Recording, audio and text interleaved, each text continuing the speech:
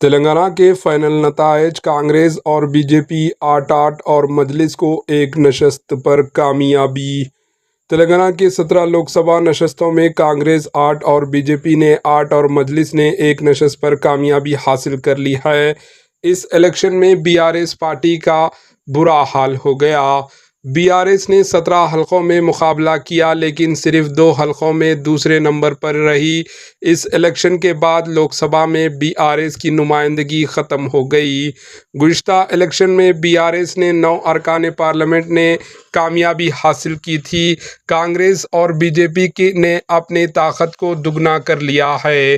कांग्रेस ने जिन 8 हलकों में कामयाबी हासिल की इनमें वरंगल से कड़ियम काविया, महबूबाबाद से बलराम नायक, खम्मम से रघुराम रेड्डी, नलगुंडा से रघुवीरा रेड्डी, भुवनगिर से किरण कुमार रेड्डी, नागर कर्नूल से मल्लू रवि, जहीराबाद से सुरेश शक्टर और पेद्दापल्ली से वंशी कृष्णा शामिल हैं। जबकि बीजेपी कामयाब होने वाले 8 उम्मीदवार हैं।